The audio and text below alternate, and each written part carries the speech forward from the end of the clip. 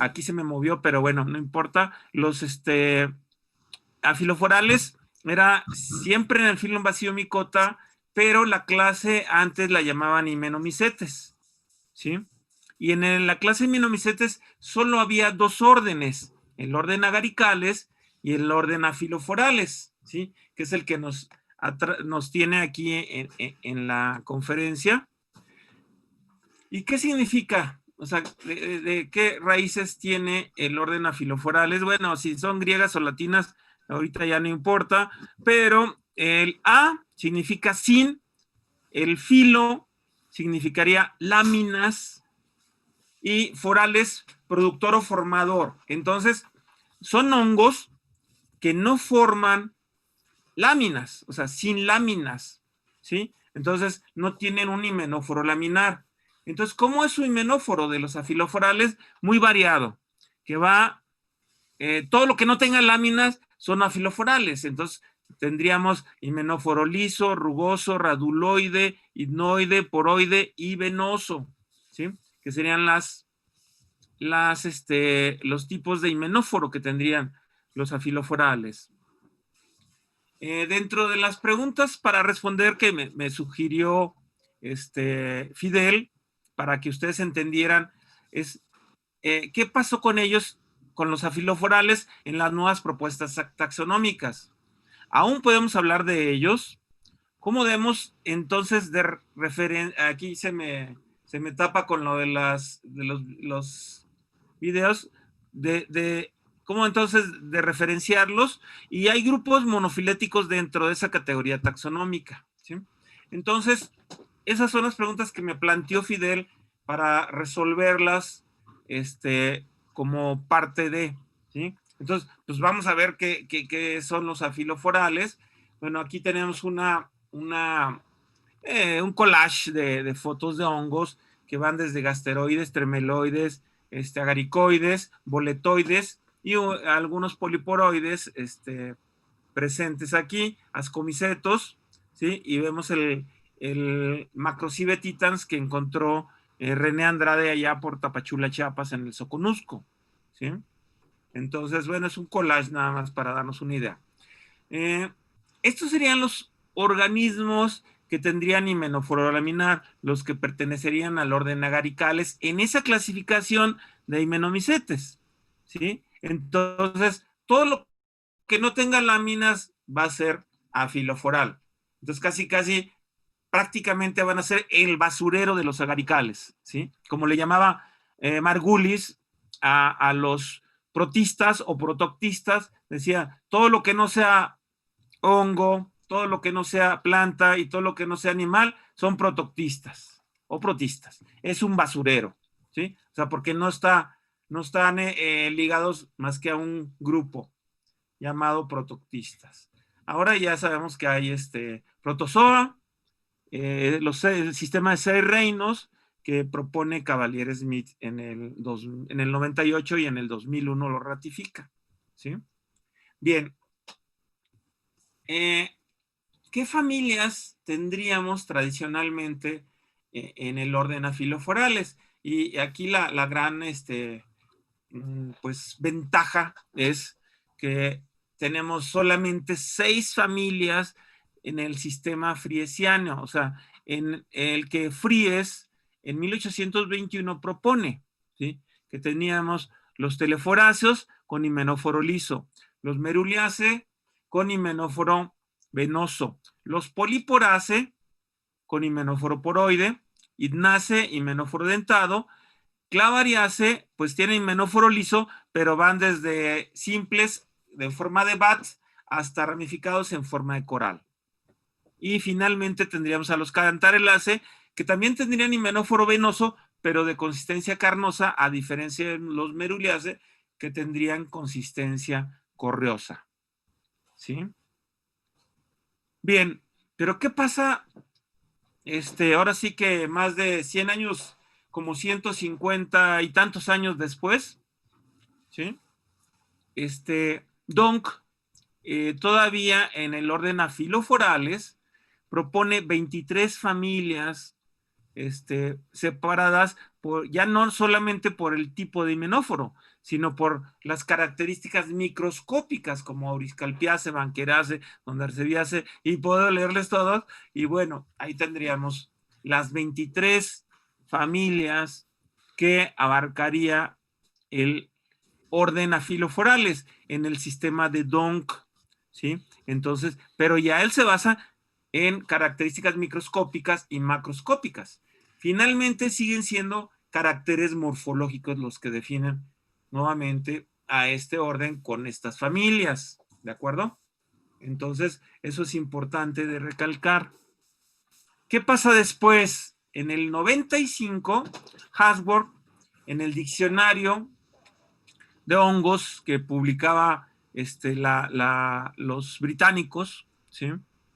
Entonces, ellos reconocen pues ya más órdenes, y en esos órdenes, aunque fuera boletales, pues tendríamos dos familias, Benachiaceae y Conioforaceae, Benachiaceae con himenóforo hinoide y Conioforaceae con himenóforo liso, y así Bondarceviaceae, Bondarceviales, ¿sí? Con un himenóforo poroide. El orden Cantarellales tendría Albatrelaceae, Cantarellacea, Clavariaceae, Clavariadelphaceae, Clavulinaceae, y toda esta lista que vemos aquí. Y la P, P sería el himenóforo poliporoide, Cantarellacea sería de venoso a liso, Clavariaceae, bueno, la forma es no ramificada, y de himenóforo liso, Clavariadelphaceae, ya con características microscópicas diferentes a la Clavariaceae, Clavulinaceae y así. Nos podemos ir al orden Ganodermatales, ¿sí? Con Ganodermataceae y Jadoviaceae, ¿sí? Gonfales, Gonfaceae, Lentariaceae y Ramariaceae, y ericiales, Auriscalpiaceae y estos más, ¿no? ¿Sí? Y entonces, esa es una parte. La otra parte, o sea, no nada más se quedaba en eso, sino tendríamos otros órdenes. Realmente suman 13 órdenes los que considera Hasworth, en donde se dispersan todos los afiloforales llamados en el sistema friesiano. Teleforaceae, Poliporaceae, o sea, Hymenocetaceae, tendríamos hongos con himenóforo poroide bueno, himenóforo liso, que sería la familia Teleforaceae, y así, ¿sí? Tendríamos 48 familias en 13 órdenes, y todas divididas nuevamente con caracteres morfológicos, ¿sí? Caracteres morfológicos, ¿sí? Entonces, ¿qué pasa con el orden Aphilophorales? Desaparece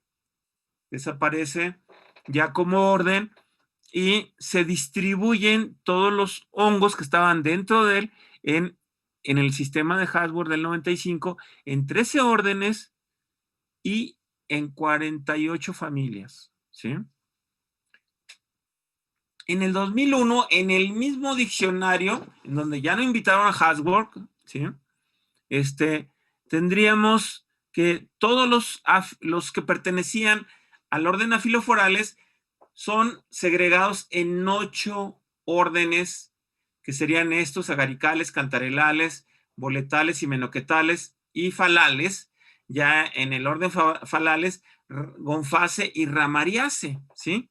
Y así vemos todos los órdenes. Y en el orden poliporales, pues ya tenemos más familias, Albatrelaceae, ya algunos se van a poliporales, ¿sí?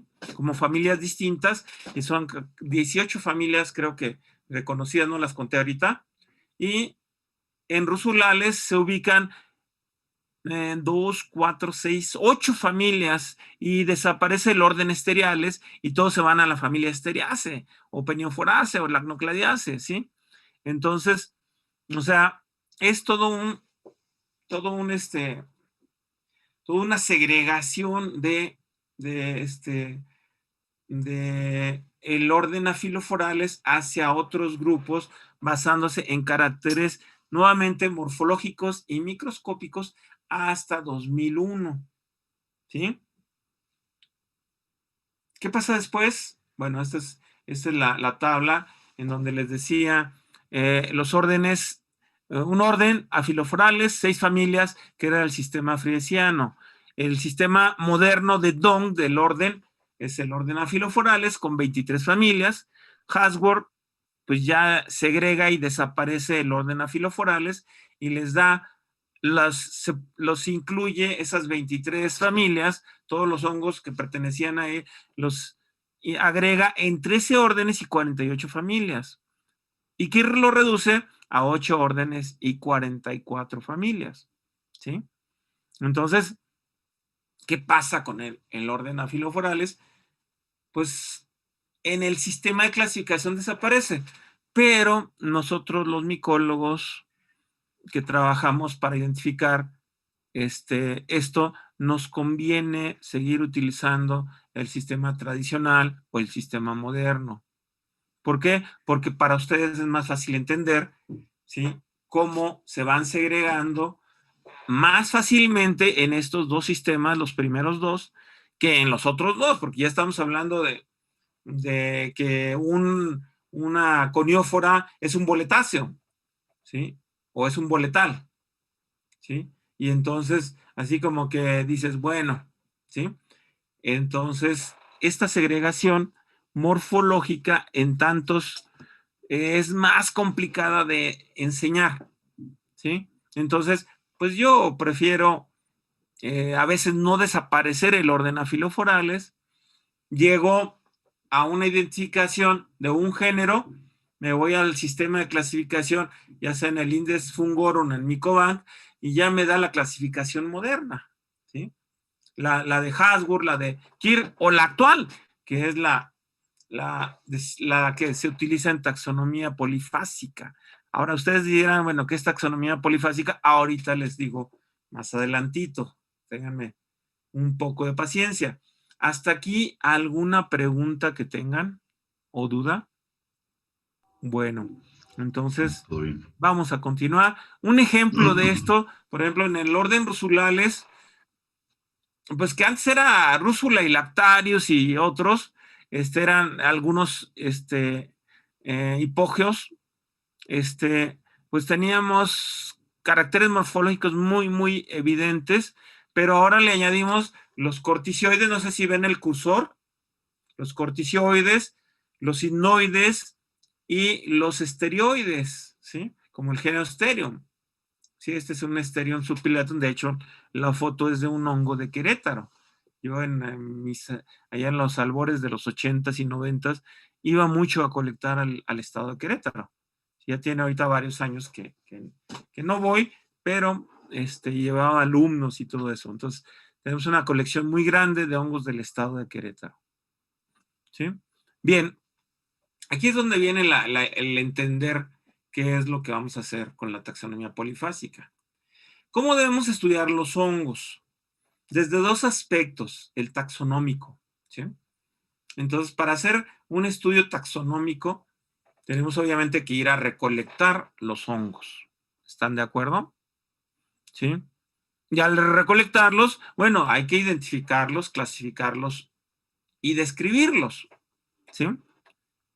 La descripción que hagamos morfológica nos va a ayudar mucho para hacer una buena descripción y poderlos clasificar en un sistema ya establecido y pues identificar la especie, pues es lo que intentaríamos, ¿sí?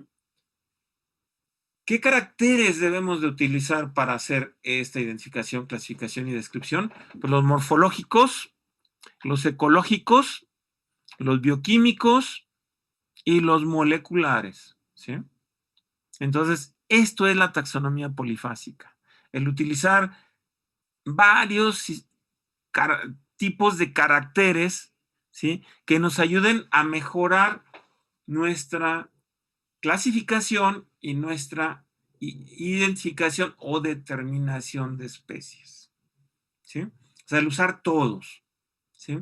Entonces, ya utilizar solamente caracteres morfológicos, pues sí queda un poco obsoleto, aunque todavía lo podemos hacer, afortunadamente. a eso nosotros le metemos algo de caracteres ecológicos. Por ejemplo, un hongo que ustedes encuentren en un bosque de abetos, obviamente no lo van a poder encontrar en un bosque tropical, ¿sí? Si está creciendo sobre abies, obviamente tampoco lo van a encontrar sobre una angiosperma. Abies es una conífera, una gimnosperma.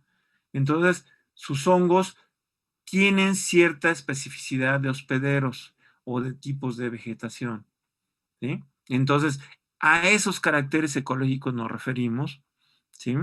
De ver siempre sobre qué está creciendo su hongo, ¿sí? Y qué tipo de vegetación en qué tipo de vegetación están recolectando ustedes.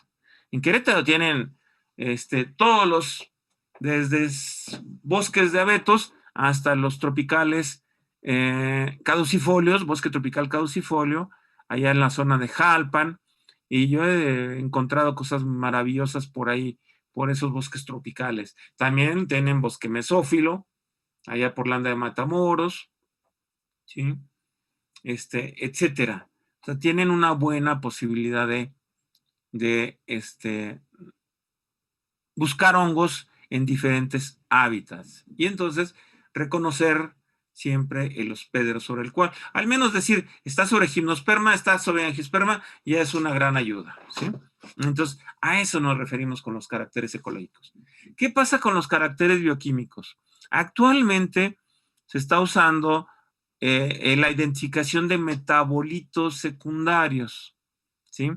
Esos metabolitos secundarios se pueden extraer directamente del esporoma, si es hablemos en general. Claro, si es un ascomiceto, pues ya hablamos de un ascoma o ascocarpo, y si es un basidiomiceto, pues hablamos de un basidioma o basidiocarpo, como quieran llamarle. Entonces, se pueden extraer. Claro, es mejor hacer un aislamiento de micelio de esos organismos y ver qué sustancias están produciendo en un medio de cultivo sólido o líquido, ¿sí?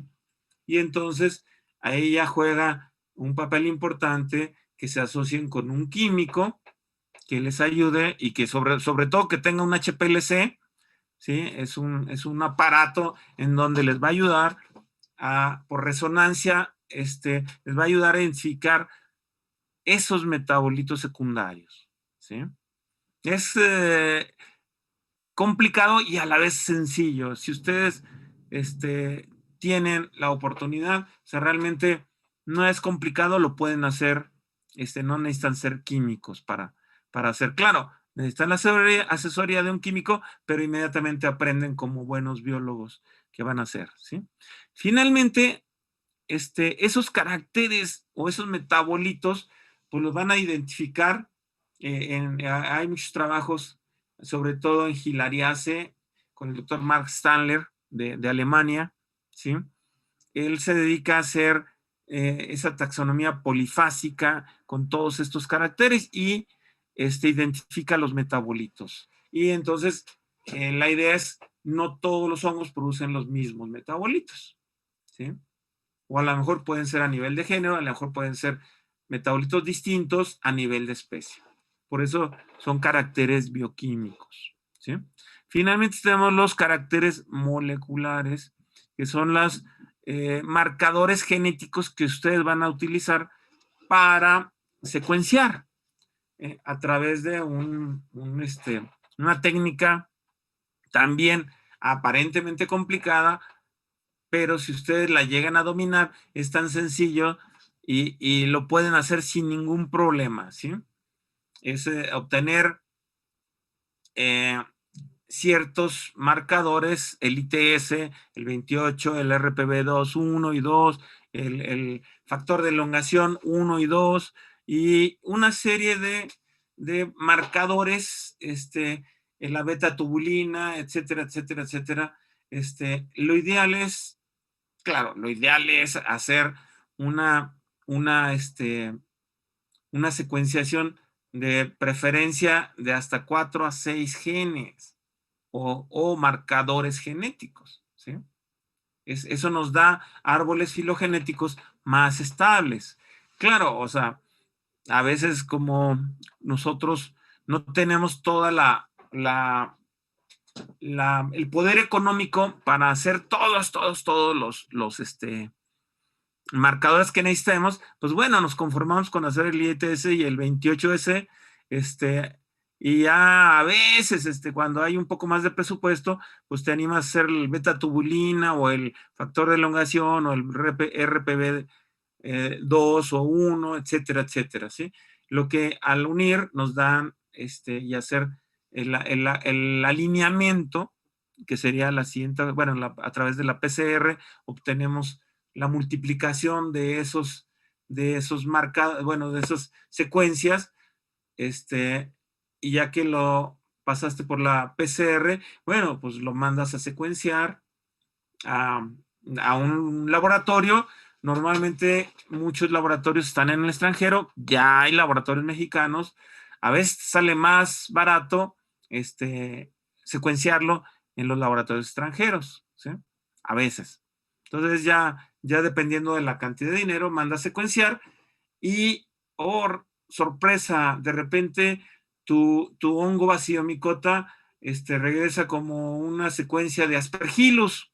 Chin, lo que secuenciaron fue un hongo contaminante que estaba ahí creciendo junto con nuestro hongo. Y bueno, ya nos ha pasado ahora con los tesis de maestría que estaban haciendo mis alumnos. Y entonces de repente llegaban penicillium y chin, otra vez a volverlo a hacer hasta que salga el hongo que sea un Inonotus. Estábamos trabajando con himenoquetáceos, con Richidisteron, con hipoxilon. Y bueno, hasta que salían ya podíamos trabajar y seguir con las secuencias, alineamientos y todo eso, ¿sí? Entonces, no se frustren cuando les salga un Aspergillus, un Penicillium, Fusarium, ¿sí? Porque puede ser, ¿sí? A veces ustedes no pueden verlos porque son hongos microscópicos y ahí están, ¿sí? Entonces, eso es la taxonomía polifásica, ¿sí? Hacer y utilizar todos los caracteres posibles, ¿sí? Morfológicos, ecológicos, bioquímicos y moleculares para separar sus especies, lo que le da mayor robustez a su clasificación y a sus determinaciones, ¿sí? ¿De acuerdo? El otro aspecto sería el aspecto ecológico, no los caracteres ecológicos. Caracteres ecológicos hablamos de hospederos, tipos de vegetación, que si la madera está el hongo produciendo una pudrición blanca, pudrición marrón, etcétera, o pudrición suave si es un ascomicota, etcétera, ¿sí? Aquí ya hablamos de hacer un estudio ecológico, ya más sofisticado, en donde ustedes hacen parcelas, hacen cuadrantes, hacen transectos y están haciendo recolecciones periódicas cada 15 días, cada mes o cada estación del año, primavera, verano, otoño, invierno, ¿sí? Entonces, ya van a ver la distribución que tienen, los factores abióticos que están afectando, tienen que medir temperatura, pH, humedad, etcétera, las interacciones bióticas que están ocurriendo con sus hongos, con quién está asociado, puede ser con plantas, con otros organismos o con otros hongos, ¿sí? Buscar, hacer estudios de diversidad alfa, beta y gamma, la riqueza, abundancia y la fenología, ¿sí? ¿Tienen dificultad de entender algunos de estos términos? ¿Sí? Perfecto. Entonces, eso es hacer un estudio taxonómico y un estudio ecológico.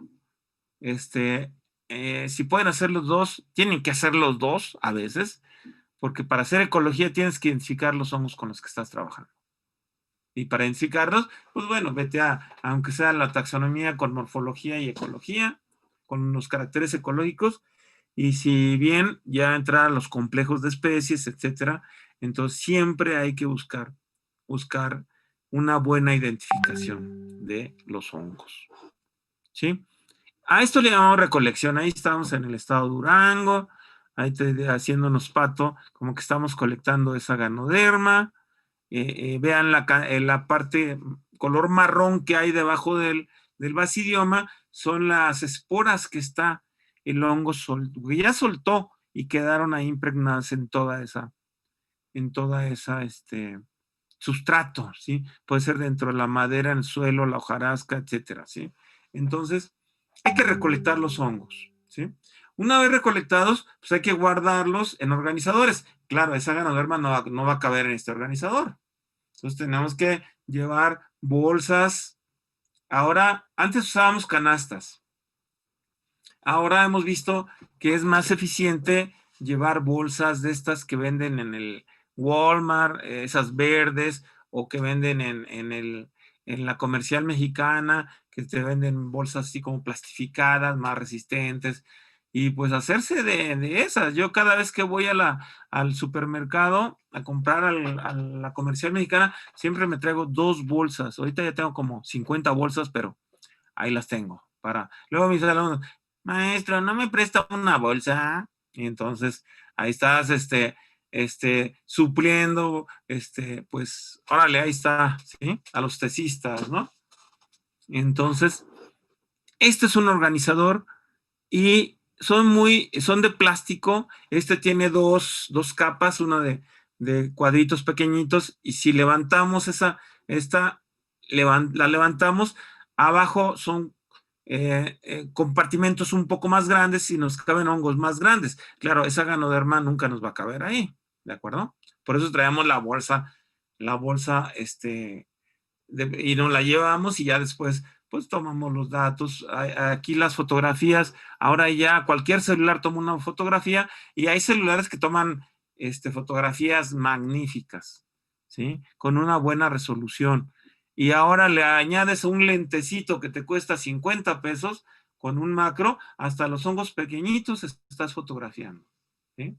Ya no necesitas de la cámara Nikon que tengo yo, que costó 100,000 pesos, que me compró Conacit en un proyecto, con el macro, sí, o sea, obviamente es una maravilla, pero luego ya mi alumna me apantalló con sus fotos de hongos pequeñitos, nada más poniendo un lentecito. ¿Cuánto costó el macro del celular?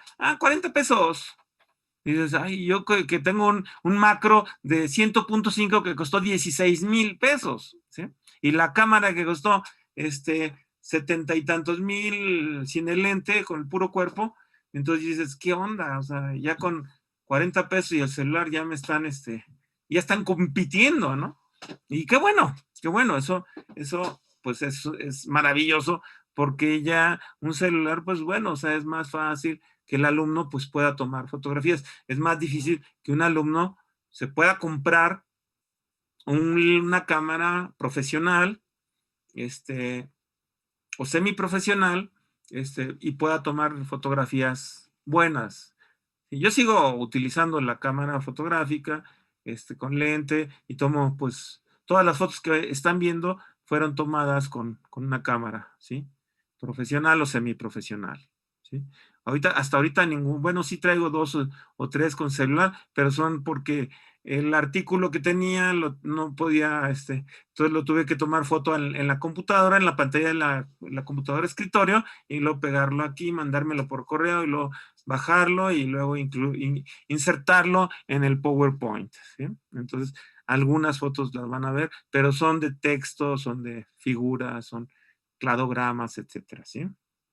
Entonces, ¿qué hongos podemos encontrar? ¿Sí? Esta cotilidia, pues si lo vemos, sería un teleforáceo, tiene himenóforo liso, etcétera. Y ya, o sea, pues lo podemos identificar como Cotilidia aurantiaca. Es un hongo encontrado en San Luis Potosí, ¿sí? En un bosque tropical. Y pues ahí, y resulta que Cotilidia antes pertenecía a los teleforáceos, después a la familia Esteriaceae, y ahora pertenece al orden Hymenochaetales, por cuestiones, pues ahora de la taxonomía polifásica y los caracteres moleculares. Nos llevan a insertar a Cotilidia dentro del orden afiloforal. Digo, ya no en otros órdenes, sino ya en un orden que no tiene nada que ver con los hymenochaetales, este hongo, pero bueno, ahí se fue. Y al rato platicamos de esto, ¿sí? Una micobonia, no sabemos. Esta es una foto de un hongo de Colombia que tomé, que nos invitaron a dar un curso. Me lo encontré. Y pues vean los dientecitos, los como espinitas que tiene. Un himenóforo dentado, ¿sí? Aquí podemos ver más claramente otro hongo del estado de Tabasco, también un bosque tropical, y vemos el himenóforo dentado. Para que se den una idea de cómo son los himenóforos lisos, dentados, pues vamos a pasarle algunas, ¿sí? Aquí tenemos otro de himenóforo, este es de un bosque mesófilo, de allá de la Reserva de la Biosfera del Cielo, en Tamaulipas, ¿sí? Un hongo que también encontré, y ahí con el zoom digital de una cámara, pues pudimos sacar esta fotografía que quedó. A mí me encantó, ¿sí? Porque se ve claramente como el himenóforo tiene pequeños dientes o dientes, ¿sí? O este Ericium, no sé si sea el Ericium erinaceus, yo lo veo muy diferente a otros, pero bueno, ahí está. Ericium erinaceus, Ericium es un hongo comestible, con propiedades medicinales, ¿sí? Y fácil de cultivar, ahí creciendo sobre un encino en el estado de Sonora, que fue donde encontramos este. Ericium sigue siendo himenóforo dentado. Y empiezan los de himenóforo poroide. Este tiene poros, aunque muy pequeñitos, que no alcanzamos a ver en la fotografía. Si yo con el macro me acerco, pues voy a ver bien claro los poros que tiene. Claro, obviamente no lo hice en esta ocasión, ¿sí? Un Trametes versicolor, ¿sí? También de himenóforo poroide, y ahí sí ya podemos ver en estos hongos, vean el cursor, vean ahí el himenóforo poroide, cómo se forman los poros en este Polyporus tenuiculus o Favolus tenuiculus. De repente era Favolus brasiliensis, de repente me lo cambian a Polyporus brasiliensis, después a Polyporus tenuiculus, y terminan regresándolo al género Favolus por las cuestiones moleculares, ¿sí? Según esto, sí forma parte de un clado que incluye a las especies de Favolus y lo separa de las especies de Polyporus. Este es un hongo comestible, ¿sí? Y fácil de cultivar. Son las ganodermas también de himenóforo poroide, no muestro. Y ojo, ¿sí? Este es un hongo que tiene poros, pero no es poliporoide ni afiloforal. Este pertenece al orden Agaricales, una Fabulasquia cinavarina, ¿sí? Donde se ve el himenóforo poroide bien clarito, pero es un hongo carnoso, y a la hora de hacer la taxonomía lo ubicas en el género Fabulasquia, y el género Fabulasquia pertenece al orden Agaricales, aunque tenga himenóforo poroide, ¿sí? Entonces, ahí nos vamos a encontrar con ese tipo de detalles. Por eso es importante identificarlos y después intentar ubicarlos, ¿sí? Esta Cimatoderma caperata o Afinis caperata, probablemente otra especie. Vean el himenóforo venoso que tiene, cómo se va ramificando, pequeñas venas, ¿sí? Es muy característico, ¿sí? Antes era ubicado en la familia Steriaceae, ahora ya ni sé dónde está, ya ni quiero ver porque cada vez me decepciono y cada vez me cambian las cosas, ¿sí? De repente ya te lo ubicaron en uno y a la semana siguiente llegó otro trabajo que los ubicó y sus otros genes y ¡fum! Lo cambió la clasificación y ya pertenece a otra familia, es una familia nueva, un género nuevo, etcétera, ¿sí? O Cantarellus cinnabarinus, ¿sí? Que también tiene himenóforo venoso y es del orden Cantarellales, que sigue siendo ahí vigente el orden Cantarellales. O Turbinellus, ¿sí? Que era antes Gonfus flocosus, ahora pertenece Gonfus al orden Gonfales, y antes Gonfus y Cantarellus pertenecían a la familia Cantarellaceae por tener himenóforo venoso. Sin embargo, por cuestiones de taxonomía, Gonfus pasó al orden, a la subclase Phalomycetidae, muy afín o más afín a los falales, ¿sí? que a los cantarelales. Y entonces quedó dentro de los Phalomycetidae el orden Gonfales, ¿sí? Como un orden separado, y el otro quedó en cantarelales. Entonces, ¿dónde están quedando los afiloforales? Pues en un montón de grupos, ¿sí? En un montón de grupos. Pero ¿cómo es más fácil identificarlos? Pues si lo veo yo así, tiene himenóforo venoso, o sea, yo no le veo el ADN. ¿Ustedes se lo ven?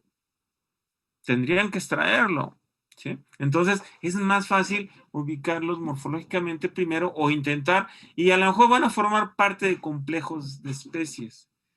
Y entonces ahí es donde van a utilizar esa herramienta, que es la molecular o la de bioquímica, para extraer sustancias y encontrar si hay sustancias que sean únicas de este hongo, o el ADN, que en cierta forma nos va a dar cierta ubicación de estos hongos, ahora en los Phalomycetidae y no con los cantarelales, ¿sí? ¿De acuerdo? El Georramaria, que antes era de la familia Clavariaceae, ¿sí? Por tener himenóforos, digo, por tener vaciomas coraloides, el Georramaria finalmente termina siendo pariente de Gonfus, de la anterior, la foto anterior, ¿sí? Y son muy afines. Dong ya lo había notado por la microscopía de las esporas, era muy afín. Entonces Dong decía, es que Ramaria y Gonfus deben de pertenecer a una misma familia. Todavía ni siquiera pensaba Dong en órdenes, ¿sí? Entonces, ya sea los ubicaba en la familia Ramariaceae o hacía una familia Ramariaceae para esta y una Gonfaceae para el otro, ¿sí? Sin embargo, actualmente Ramaria y Gonfus pertenecen a la misma familia, la familia Gonfaceae, ¿sí? Ya no hay Ramariaceae, ahora es Gonfaceae. ¿Sí? Ya no pertenece a la Clavariaceae, que era dentro de los afiloforales, ¿sí? Entonces, ¿qué pasa? Bueno, estamos adaptándonos a un nuevo sistema de clasificación en donde estamos usando caracteres nuevos y tenemos que adaptarnos a esos sistemas de clasificación. Y ni modo, nos toca como taxónomos, pues estar actualizados, ¿sí? Y tenemos que actualizarnos. Y no solo en la taxonomía, no solo, sino en las técnicas que se están utilizando.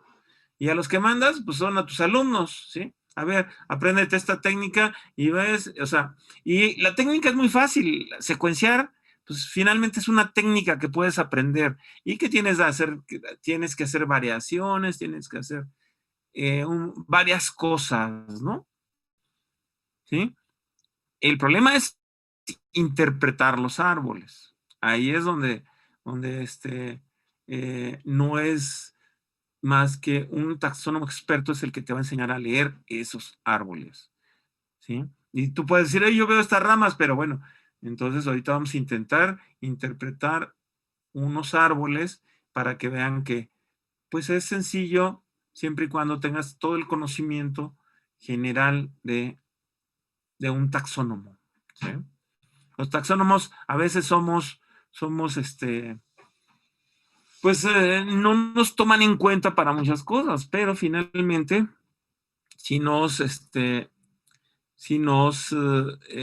ponemos las pilas y empezamos a usar las nuevas técnicas de molecular, de metabolitos y todo eso, pues, o sea, pues vas a ir subiendo en calidad y te van a reconocer esa calidad de la que estás trabajando, ¿sí?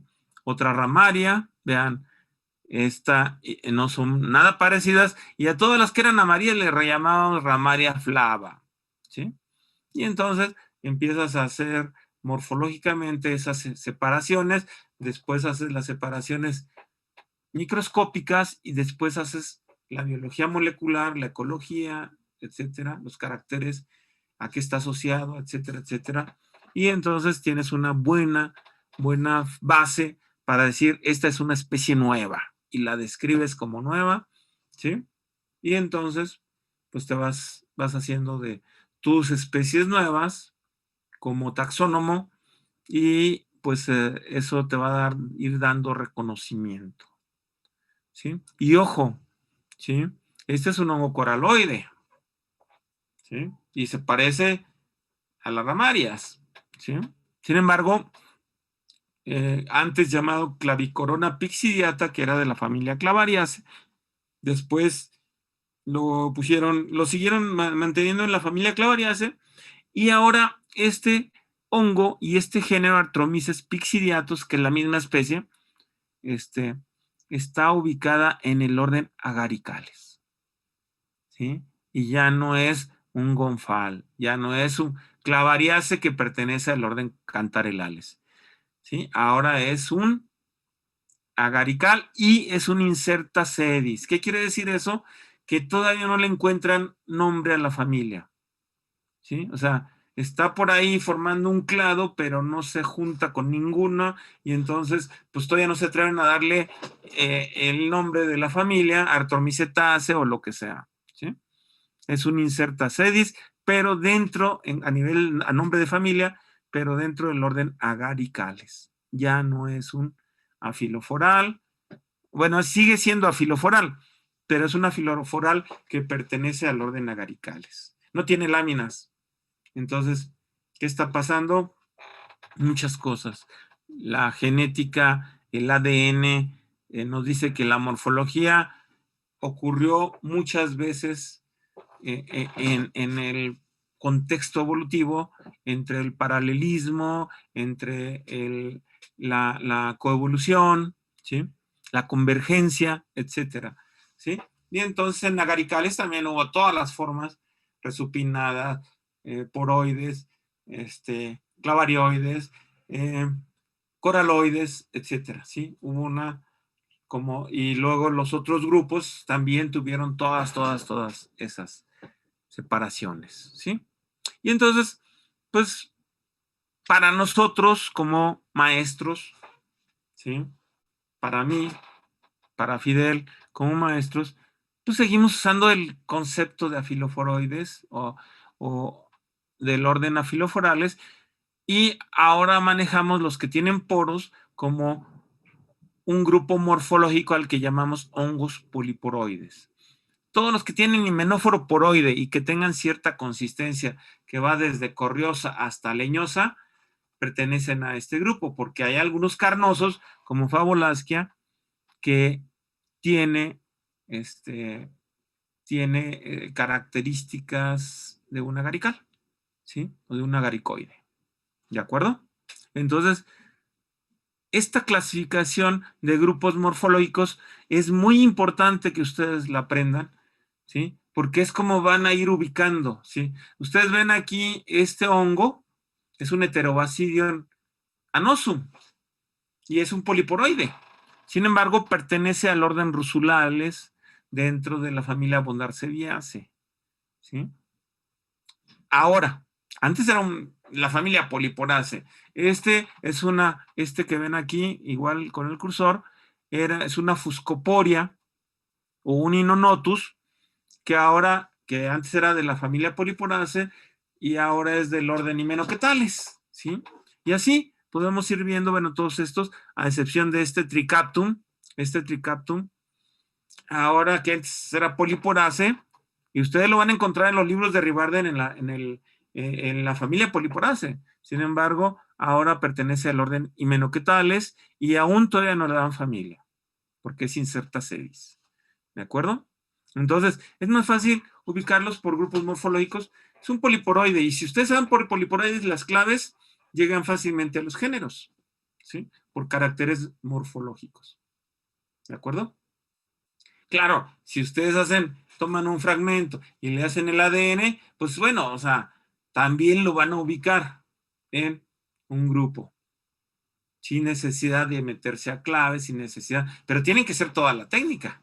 Cuando tienes todo un laboratorio y una serie de técnicos que te hacen el trabajo de extracción del ADN, pues ni te preocupas, tú ya nada más lees los árboles, ¿sí? Como lo hacen muchos europeos que son especialistas o investigadores, o como lo hacen muchos norteamericanos, ¿sí?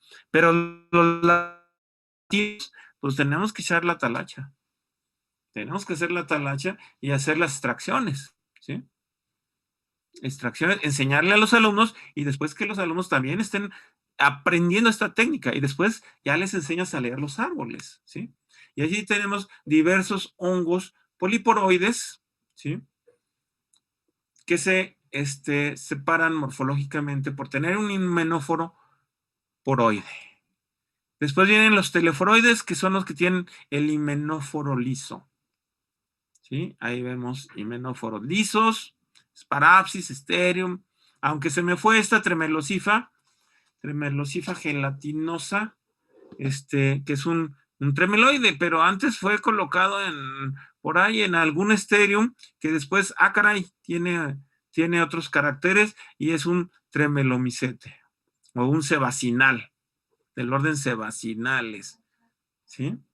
Y después vienen los corticioides, que son hongos completamente adheridos al sustrato, les llamamos basidiomas resupinados, a estos tipos porque están completamente adheridos al sustrato, son muy delgaditos, tienen menóforo liso, rugoso y hasta verrugoso, ¿sí? Después los merulioides con o sea, son pileados, sésiles o imbricados, pero siempre el himenóforo va a ser venoso. Los hongos hipnoides, como Indum rapandum, Ericionerinaceus, aquí tenemos dos aspectos. Vean, los dientes son muy chiquitos, muy delgaditos a comparación del de Sonora. Para mí, que puede ser otra especie, el de Sonora. Entonces hay que revisar o Ericion coraloides o Felodoniger. ¿Sí? Este es un ericiace y este es un teleforal. ¿Sí? Los teleforáceos. No, perdón, ahora creo que, no, sí, teleforales. ¿Sí? Los hongos clavarioides no ramificados o apenas ramificándose y los coraloides que ya se ramifican. Entonces hay ramarias, clavicoronas, clavulinopsis, ¿sí? Etcétera. Y ahí tenemos más hongos coraloides. Los cantareloides, como los turbinelos antes gonfus, de himenóforo liso.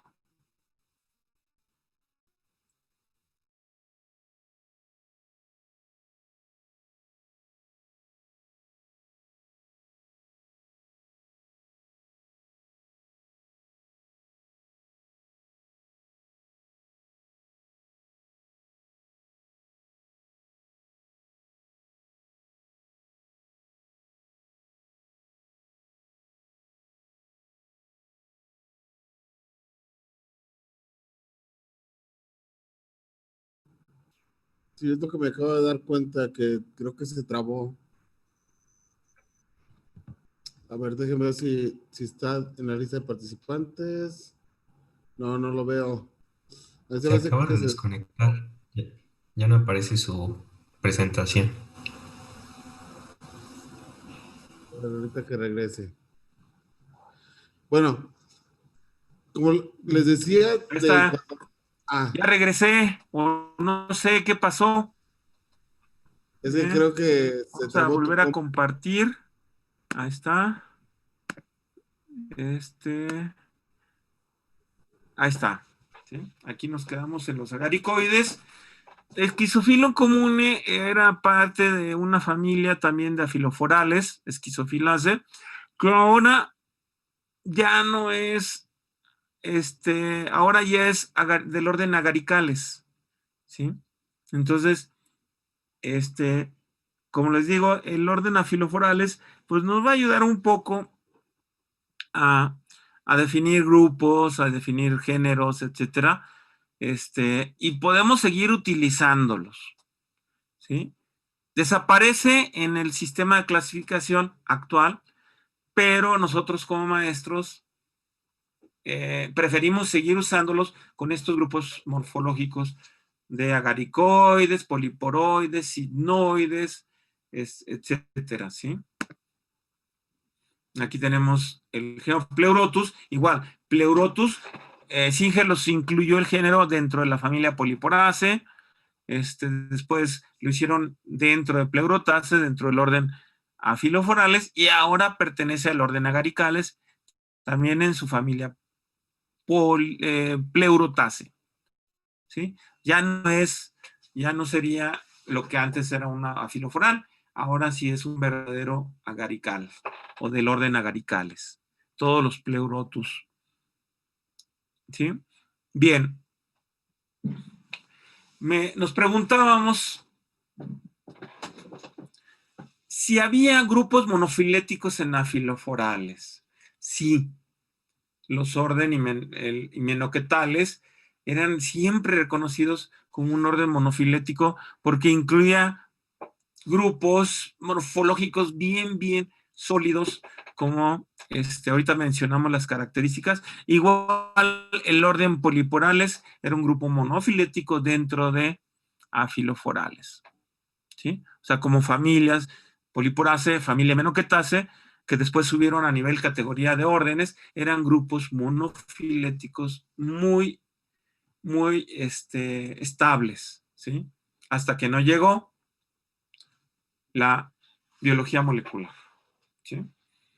Y por ahí di alguna vez una conferencia que comparto y es parte de Afiloforales, que si los himenoquetales es un orden, un clado o una subclase. Y eso debido a las nuevas tendencias en taxonomía y filogenia con la biología molecular que se está presentando, ¿sí? Hasta los 90 se consideró, 1990 se consideró, bueno, 90, 95, 98, se consideró un grupo homogéneo, estable y monofilético al orden himenoquetales, con caracteres morfológicos. ¿Qué caracteres tenía? Ustedes los vieron, basidioma marrón. Ahorita vemos algunas fotos. Reacción xantocroica, cuando le poníamos hidróxido de potasio, KOH, al esporoma o al basidioma, se ponía negro por unos pigmentos llamados estirilpironas, ¿sí? Y decían, es que es único, metabolitos secundarios son únicos de esto. Y resulta que no son únicos estos estirilpironas en himenoquetales, sino también nos encontramos en el Geogymnopilus del orden agaricales. Están esos mismos pigmentos y están en otros grupos. Entonces se nos cayó la cortina y entonces pues ya no era un carácter exclusivo de himenoquetales. La presencia de setas, tampoco, bueno, hay setas en otro tipo de organismos, en otros hongos, en marasmios y en otros grupos que no son himenoquetales. Hifas generativas sin fíbulas y el septo del hiporo con parentosoma no perforado y ocasionan una pudrición blanca. Esos son los caracteres morfológicos que tenían en común y hacían a este orden como un grupo homogéneo estable y de origen monofilético. Y aquí vemos esos caracteres. Si yo le pongo hidróxido de potasio a este himenóforo, la parte marrón clara que vemos, se va a poner oscuro, negro. Es una reacción xantocroica positiva, ¿sí? Otro himenoquetal, un fuliformes o un felinotus, ¿sí? Presente del estado Sonora. Y estas son las famosas setas que tienen estos organismos, ¿sí? Aunque algunos géneros, como las dos fotografías anteriores, no tienen estas setas. Sin embargo, no quiere decir que no sean himenoquetales. Algunas especies tienen setas y otras no las tienen, como el caso del Geofuliformes o Felinotus. Y aquí la presencia de hifas generativas, estas transparentes, tienen septos simples, no hay fíbulas, y las hifas escléticas son características de el orden, esta combinación del Geofelinus y la presencia de este color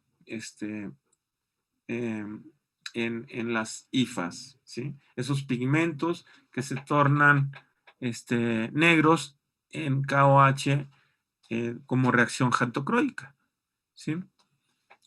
La historia del orden nos lleva a tener que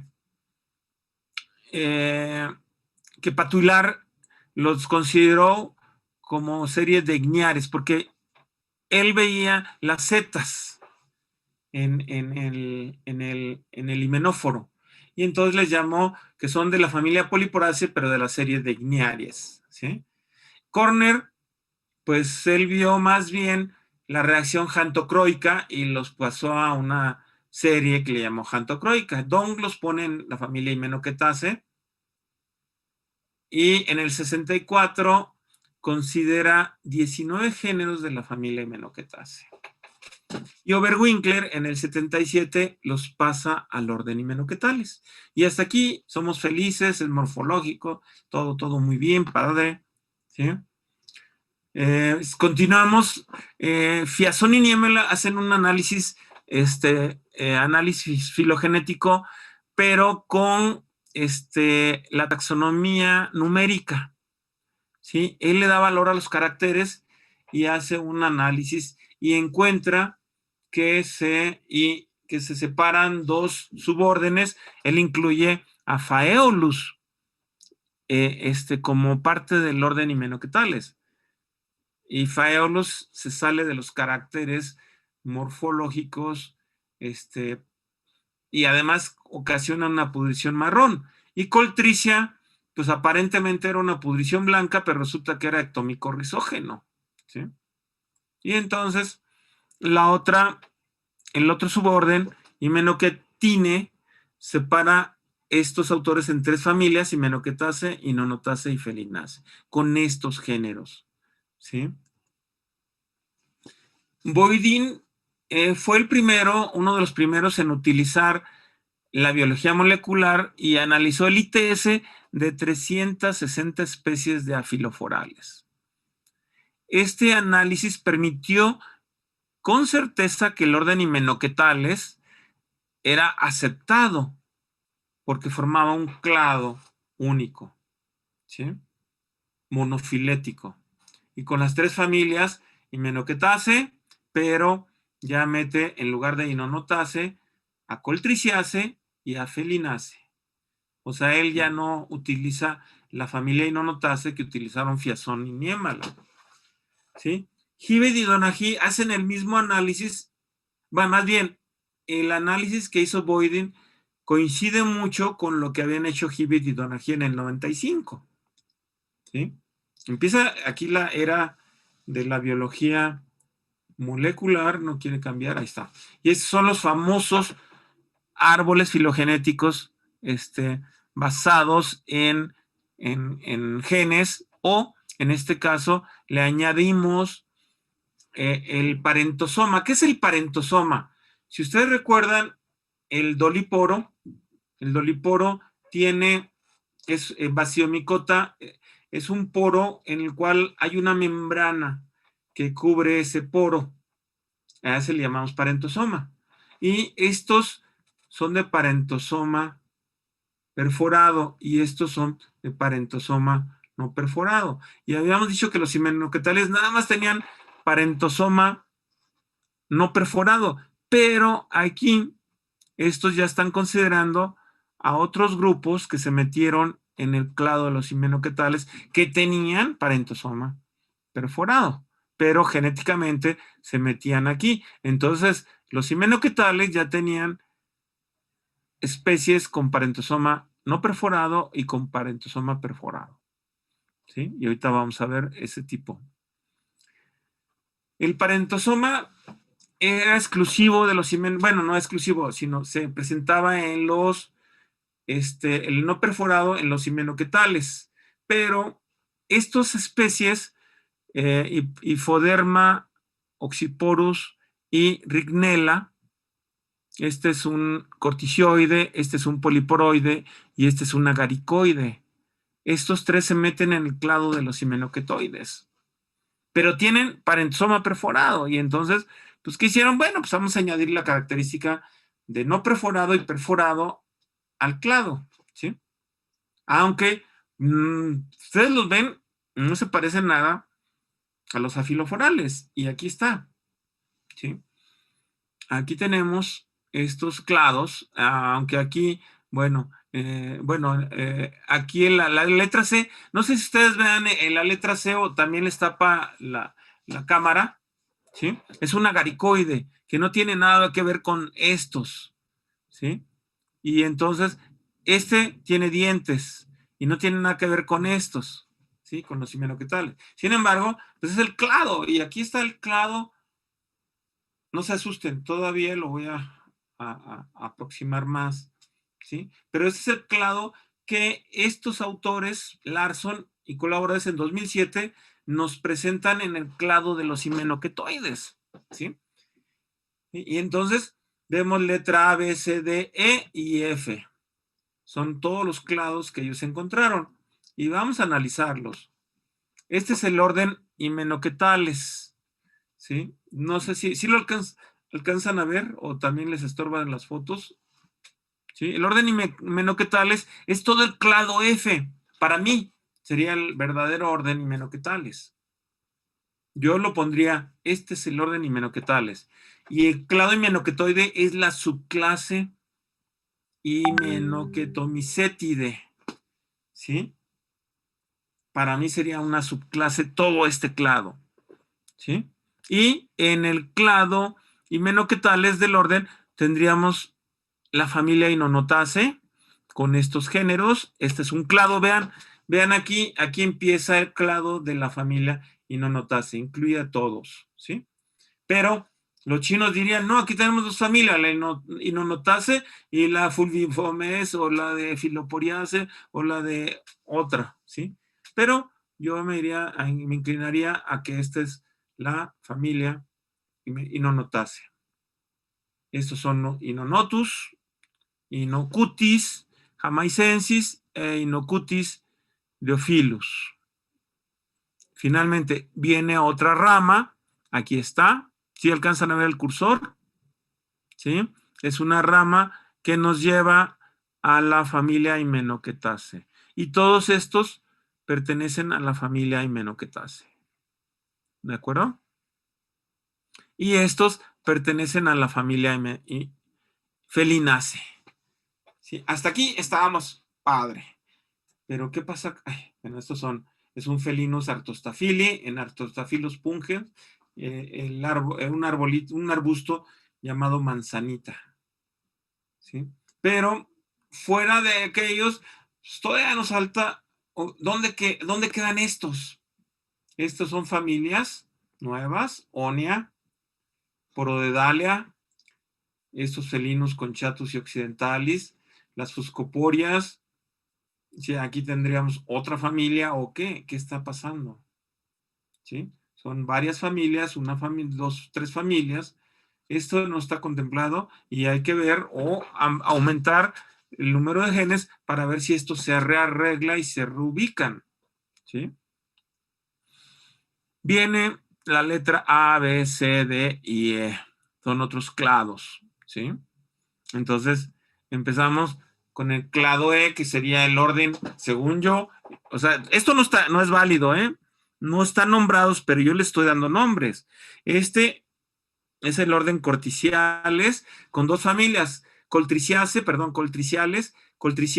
e Hifodontiaceae, o Esquizoforaceae, no sé.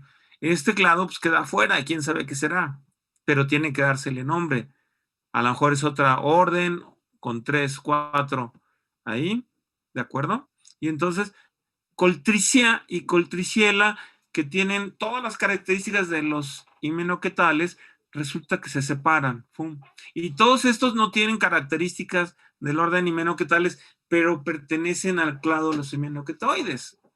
Y ahí es donde para mí, sería muy complicado decirles la subclase Hymenochetomicetidae. Bueno, a lo mejor ahí sí le puedo meter caracteres, pero en el orden ya no. Y entonces Coltricia y Coltriciela se separan en una familia y yo los pondría como el nombre orden Coltriciales, incluyendo todo este clado desde aquí hasta aquí, ¿sí? Y vean a Tricatum, está solito, por eso sigue siendo incerta sedis. Está dentro del orden Hymenoquetales, pero bueno, ya hemenoquetales para mí es aquello. ¿Y en dónde quedaría en la subclase? Para mí. Y estos serían las hifodontias, la esquizofora, hifodontias y la coltriciela. Vean, son muy diferentes a este, que sería lo que antes llamábamos un verdadero himenoquetal. Ahora no. Después tenemos estos clados, el D y el C, que son dos órdenes distintos, ¿o qué?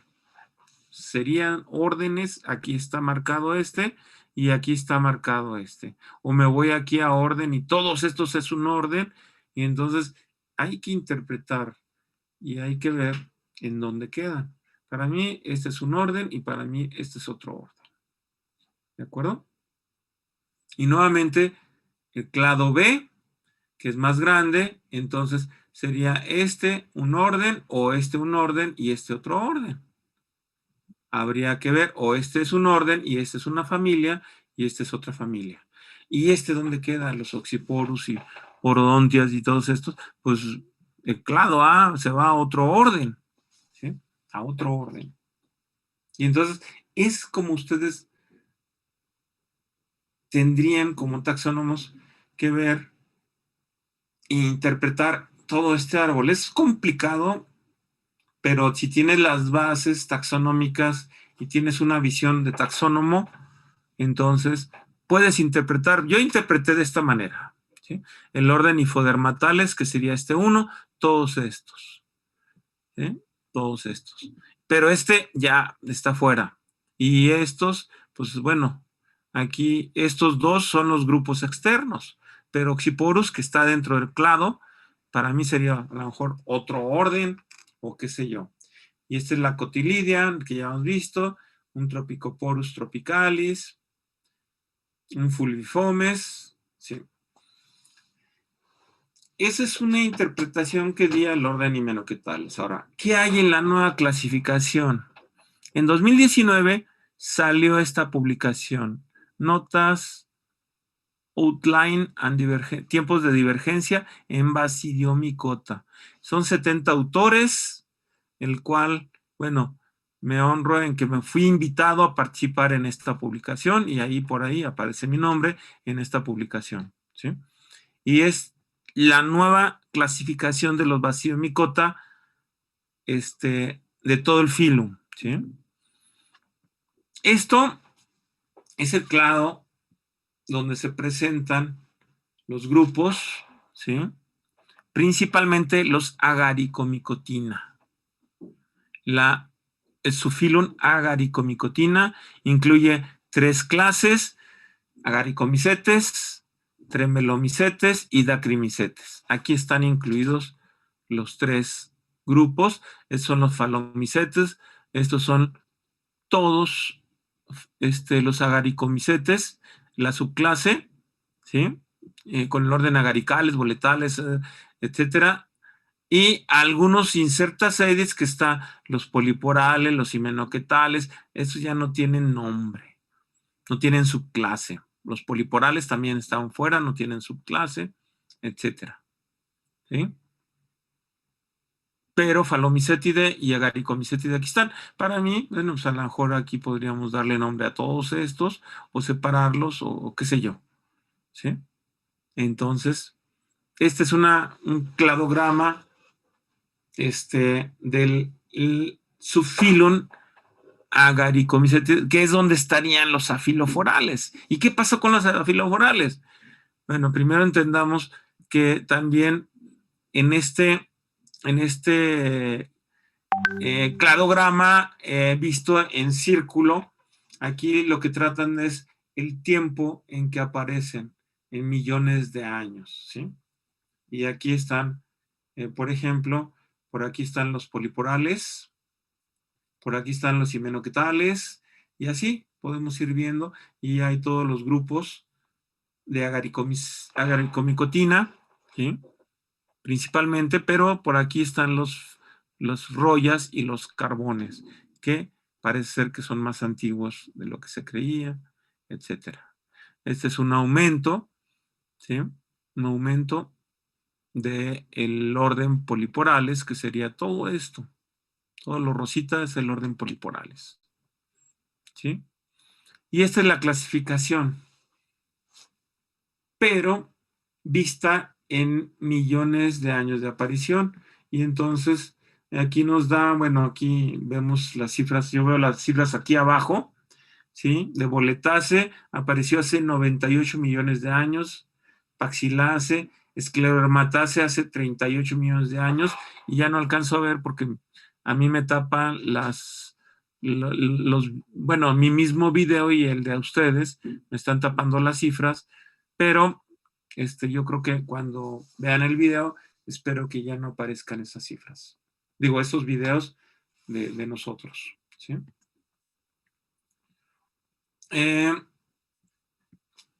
A nivel de clasificación, bueno, los poliporales en los años, Fomitopsidase apareció hace 88 millones de años, los poliporales hace 138, Meripilase hace 108 millones de años, y así.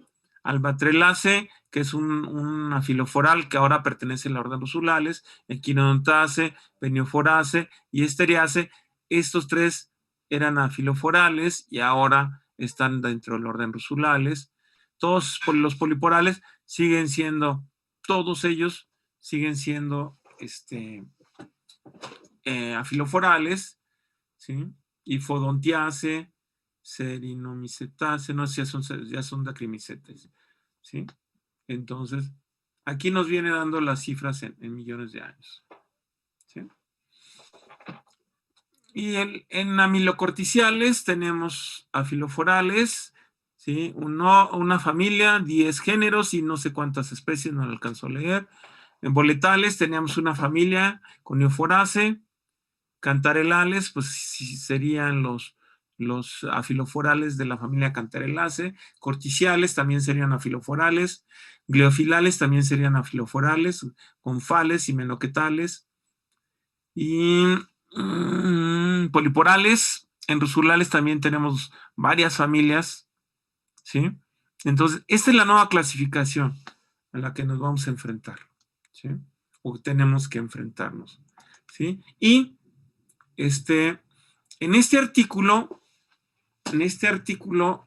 viene en orden alfabético todos los géneros de Basiomicota reconocidos, y les dice de qué familia pertenecen. Hay una tabla de familias, a qué orden pertenecen, etcétera, ¿sí? Entonces, estamos hablando que en Basiomicota hay 241 familias y agaricales tiene 38, boletales 16, poliporales 18 y menoquetales 7 y así varios de estos. Géneros, ¿cuántos géneros tenemos? Poliporales 285, 508 en agaricales, ¿sí?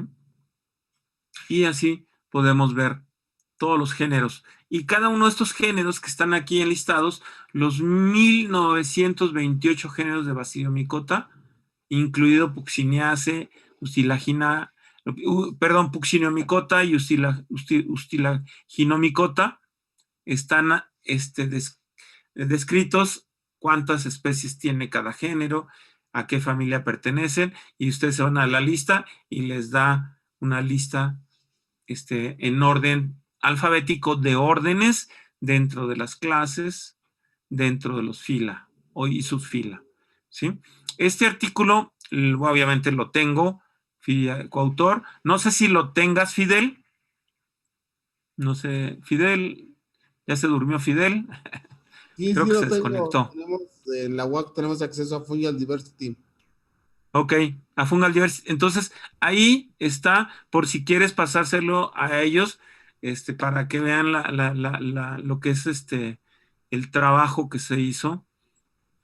A mí me tocó trabajar con himenoquetales y poliporales.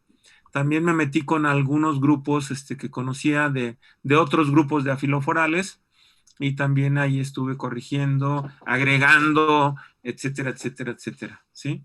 Y entonces, bueno, participé en con los grupos que yo era experto en ese momento. Por mi parte sería todo. No sé si tengan preguntas.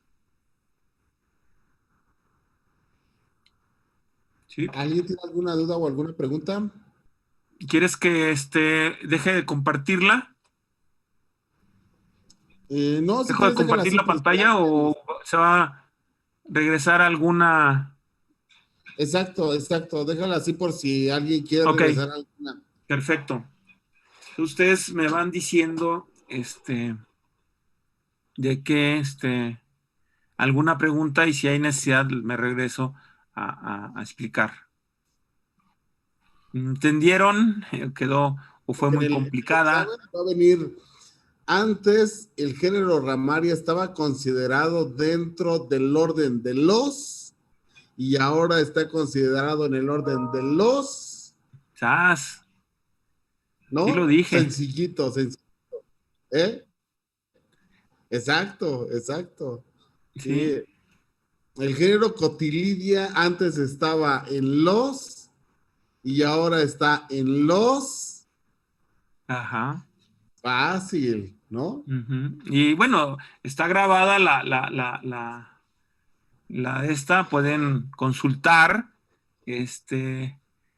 y obviamente pues Fidel y yo manejamos bien eso porque tenemos conocimiento de mucho de esto y entonces, obviamente ustedes pues tienen que a lo mejor regresar y a lo mejor si Fidel les va a preguntar, pues tienen la oportunidad de volver a ver y dónde está, cómo quedaron, etcétera, etcétera, etcétera. ¿Sí? Regresar a Es como el maestro fácil nos hacía los si, exámenes. si lo logran entender. ¿Sí? ¿De acuerdo? A ver, ¿Alguien pregunta, tiene alguna chicos. pregunta? No, no tengan miedo. Si no entendieron Yo tengo algo, una pregunta. podemos volver a empezar. Claro, le dan, volver a pasar la conferencia y la vuelven a escuchar. Porque si yo la vuelvo a dar, no les voy a dar lo mismo. Voy a usar otras palabras y entonces, ya no va a ser la misma conferencia con las mismas diapositivas. ¿Sale? ¿Hubo por ahí alguien que comentó algo?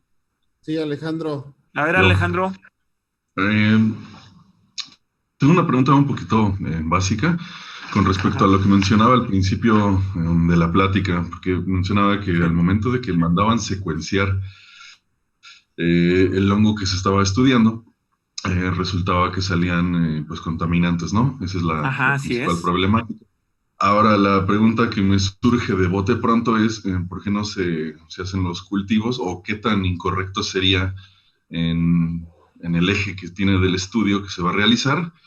Eh, ¿Por qué o cuál es la razón por la cual no se hacen pues, los cultivos de los hongos o miceliales para poder secuenciarlos ya a la segura? No se me Ajá. surgió esa duda. Sí, sí, yo les dije a mis alumnos que hicieran los cultivos, pero empezaban a no crecer los hongos, o sea, hay ciertas dificultades.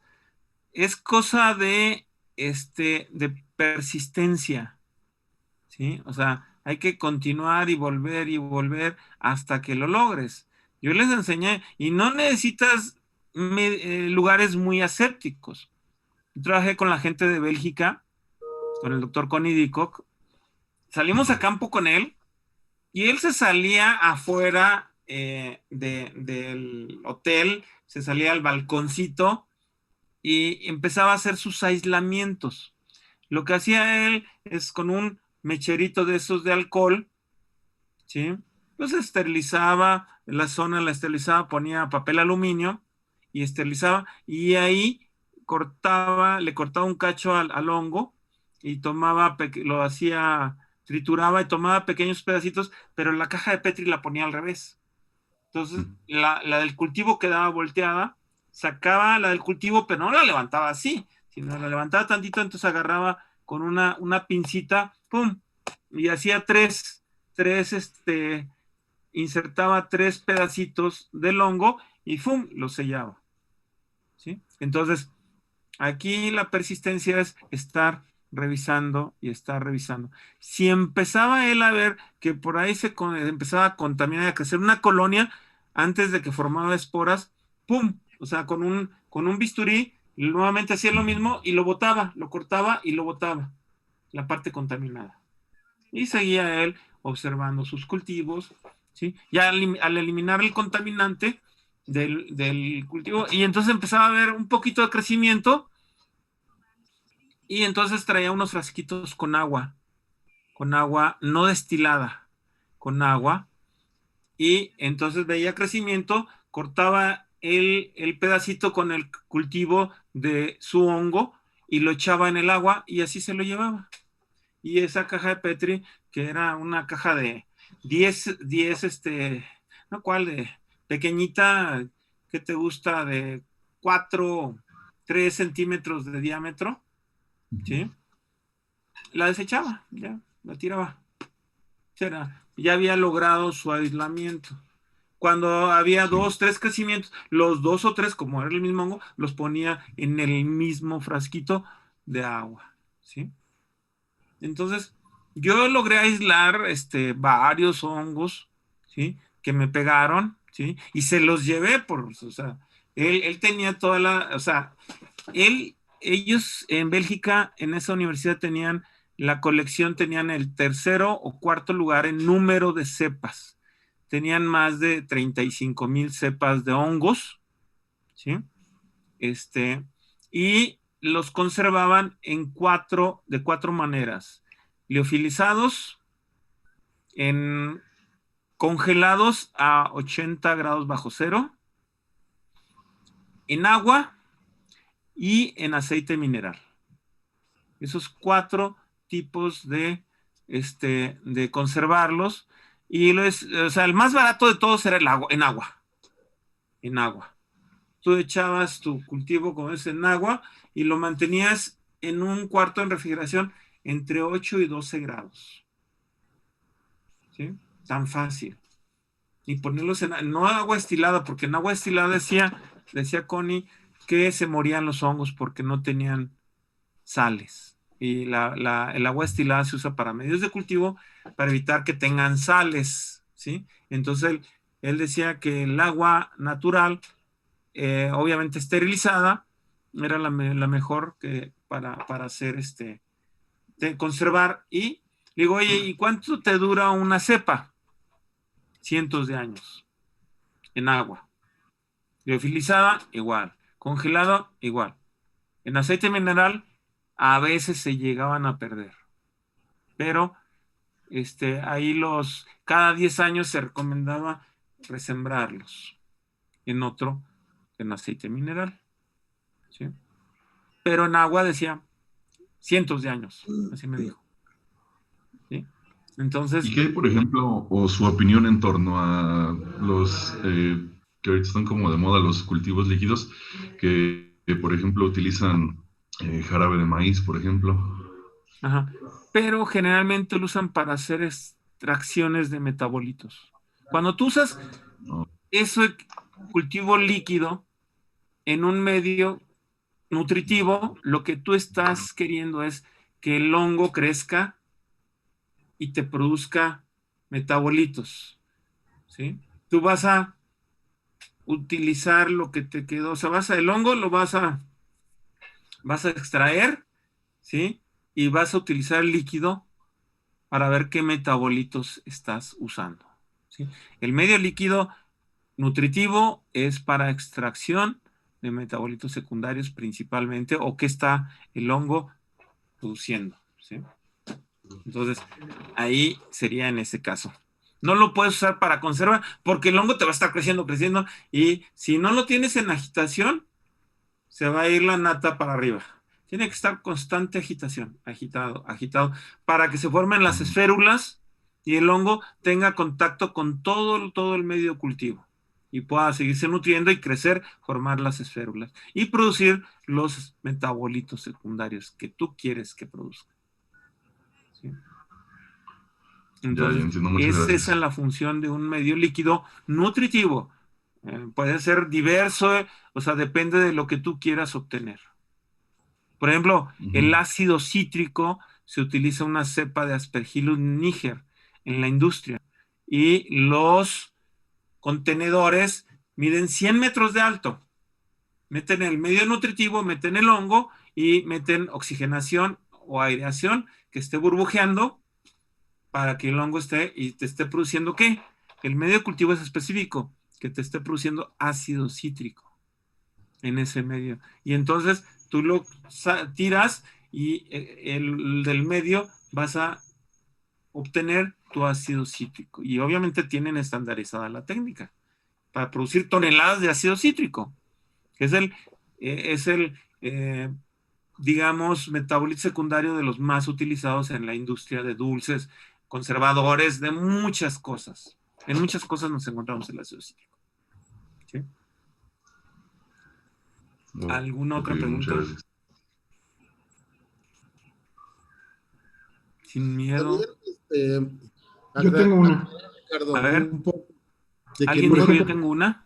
pueden cultivar. No todos los hongos se pueden cultivar y por eso es muy complicado obtener secuencias de cultivos.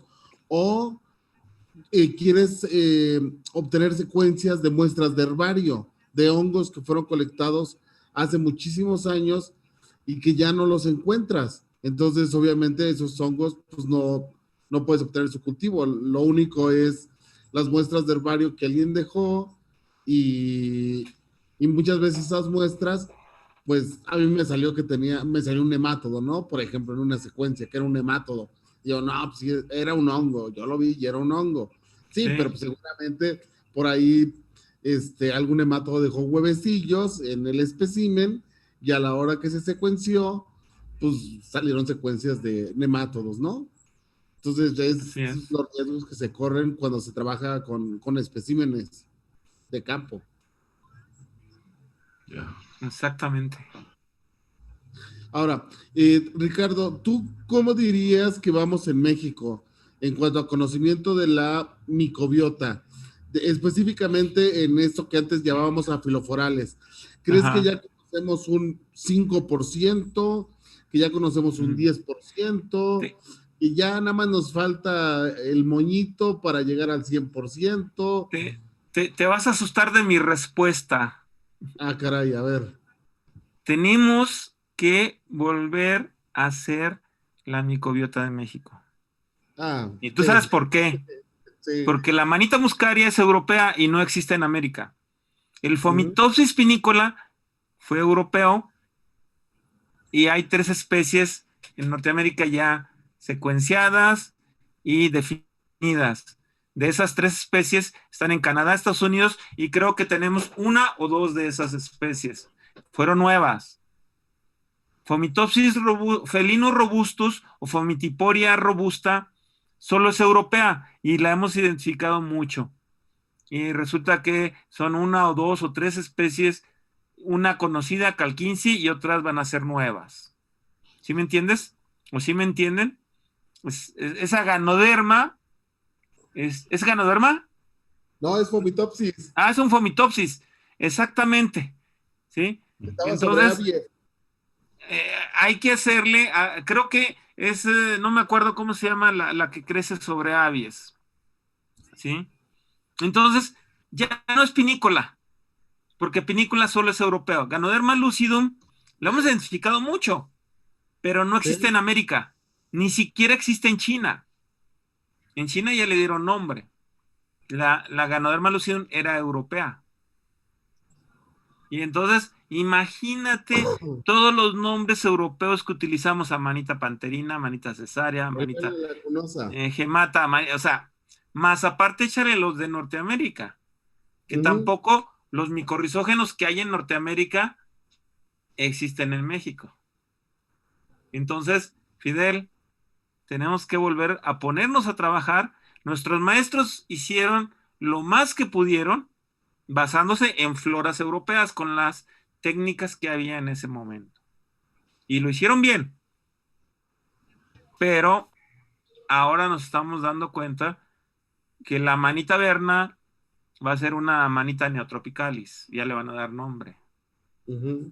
¿sí? Esta amaranta con Garibay. Y todas las tóxicas van a ser nuevas, ¿sí? ¿Por qué? Porque son la bisporígera, la Berna y la virosa son o norteamericanas o son europeas y no existen en México. La manita Manita cesárea, verde. pues son como 10 especies distintas y de aquí tenemos como 5 o 6 que el doctor Guzmán las describió morfológicamente y se van a validar algunas, no todas, porque algunas van a ser sinónimos por biología molecular. Entonces, ¿qué tenemos? O sea, de porcentaje, pues si teníamos el 5% de las especies, que serían las 6,000 o 7,000 especies de macromicetos descritas, pues de esas 7,000, pues pues muchas fueron basadas en floras europeas En- o norteamericanas. hay un artículo que Guzmán escribió en 1998 Ajá. que se llamaba Inventariando los hongos de México. Sí, sí, sí, Y lo en él, conozco. y en él estima que deben de existir alrededor de 250,000 especies de hongos en México. Totalmente de Ahora, acuerdo. con todo lo que estamos viendo, de que en realidad lo que tenemos en México, que no es el vela lacunosa, sino 4 especies, que no es Exactamente. Asterios índigo, sino son 2 especies, que no es el Exilium aurantiacum, que son 2 especies, que no es El Edulis. Pulveroboletus, que son como 3 especies, ¿no? Ajá. ¿Tú crees que tendríamos que sacar un artículo que se llame Reinventariando los hongos de México? Y si es así, Yo, tu estimación, ¿a cuánto crees que tengamos de hongos en México? yo calculo, si Haswell calculaba que era 1,5 millones y después se retracta y ahora dice que son 3,5 millones de especies en el mundo, entonces en México multiplícalo al menos por 2, entonces tendríamos unas 500,000 especies. Y eso estamos hablando tanto de microhongos, que son el 70% de las especies son microhongos, Ujú. y el 30% son macrohongos, ¿sí? Entonces, si con los macrohongos nos estamos viendo en la dificultad de quién sabe qué vaya a pasar con los microhongos, ¿no? Que eso sí, muchos se van a poder cultivar y otros no se van a poder cultivar, ¿sí? Si no, pregúntale a Gaby Heredia, Sí, que batalla mucho con los aislamientos, ¿sí? Entonces, yo me voy a multiplicarlo, eso que dijo el doctor Guzmán, por 2, yo ¿sí? lo multiplicaría por 3, A lo mejor por 3, por ¿sí? razones O sea, tropicales. yo no me quiero ver tan, ahora sí que tan prolífico. O sea, quiero verme conservador y decir, bueno, o sea, 500,000 especies, ¿no? Pero sí, esto se puede ir hasta el millón de especies, porque México es un país megadiverso, aunque nos lo estamos acabando la vegetación y al acabarnos la vegetación nos acabamos los hongos, ¿sí? Sí. Entonces, Colombia, que es el segundo país más diverso del planeta después de Brasil, pues resulta que si tú vas a Colombia, se están acabando los bosques, se están acabando el Amazonas, ¿sí? Entonces, ellos le llaman bosques, relictos a los pequeños porciones de bosque que quedaron y no son relictos. Relicto para mí es como el bosque de Fagus, el bosque de Oromunea, que son bosques relictos que provienen del Mesozoico, del no sé qué, ¿no? ¿Sí? Pero estos Exacto. bosques relictos que tienen ellos es producto de la actualidad, que les queda nada más ese fragmento que no destruyeron, ¿sí? Ujú. Son bosques fragmentados, que es Sí, diferente no, por a ejemplo, el un bosque bosque de relicto. Maple, el bosque de Picea, esos sí son Exactamente, esos relictos. son relictos, Ujú. ¿sí?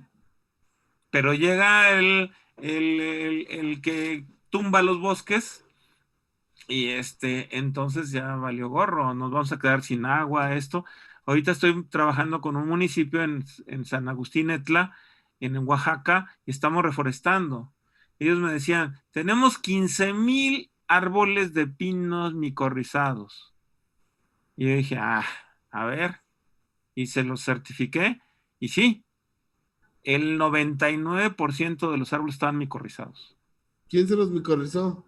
Ellos, Les dio una bióloga una técnica para micorrizarlos y yo abrí las bolsas y la micorriza ahí. Abrí 25 bolsas de los 15,000. No quise abrir más porque dije, bueno, ahora vamos a sembrar 100 porque tenían un problema con Fusarium.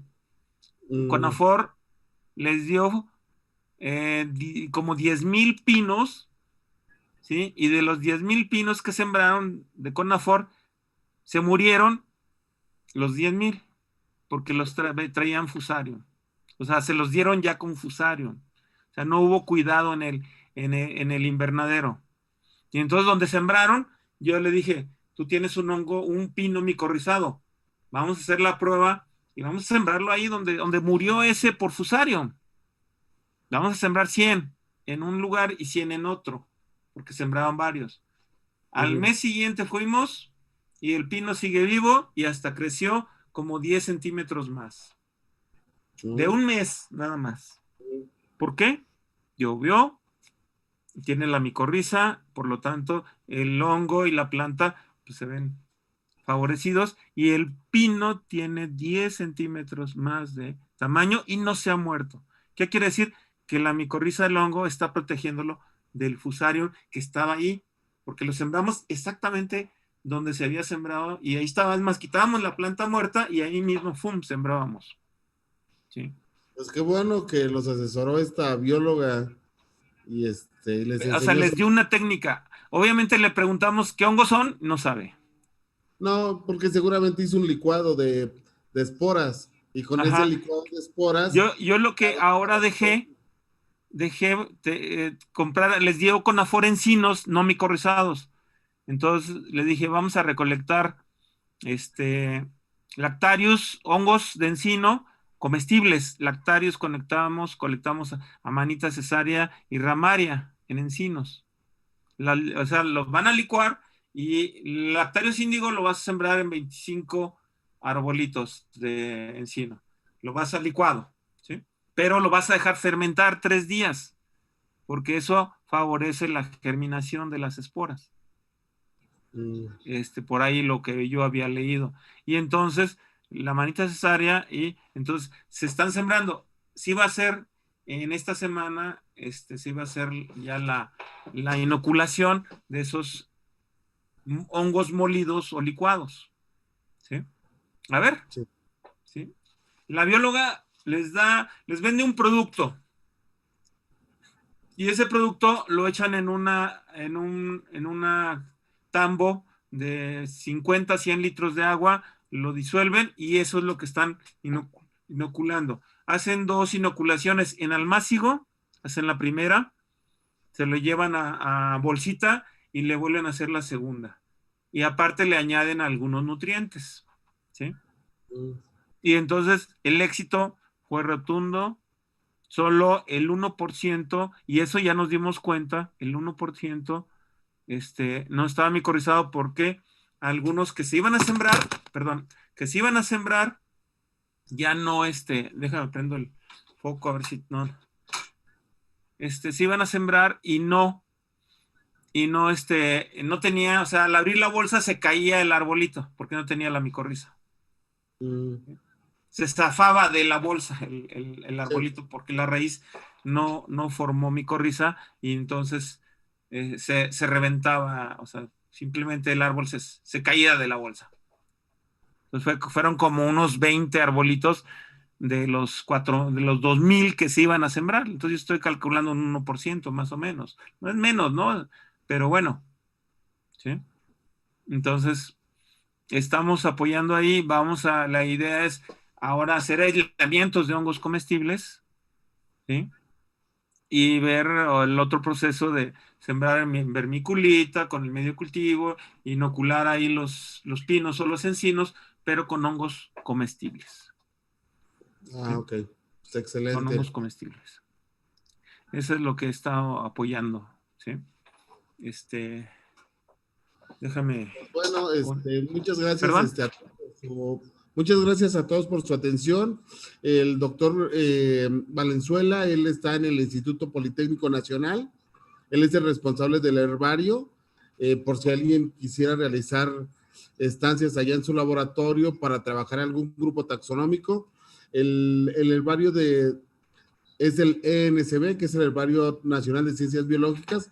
Es el herbario que más especímenes de hongos tiene almacenados. Es el herbario más grande micológico de México. ¿Sí?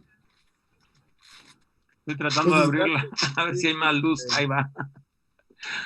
Pues gracias, Ricardo, por No, la pues plática. un gusto. Espero que les haya servido la plática. Fue un poquito más, más filogenética, pero yo creo que es bueno que entiendan un poco esa parte taxonómica de los hongos y que la taxonomía no es estéril. Para todo tienen que identificar y, por ejemplo, esto que estamos haciendo con reforestar, ahí en San Agustín, zonas con hongos, con pinos, pues es conocer las especies. Tengo una tesista, una chica que está haciendo los hongos comestibles, tóxicos y medicinales para hacer un catálogo para la gente. La gente ya conoce algunos hongos que se come, pero no todos. Y entonces, la idea es proporcionarles, aumentarles el número de especies. Hay alveolas afines lacunosas, ya después te las haré llegar, Fidel, para que nos eches la mano o con las especies que ya no sé si ya está publicado La lo de de la Jocatilla cunosa.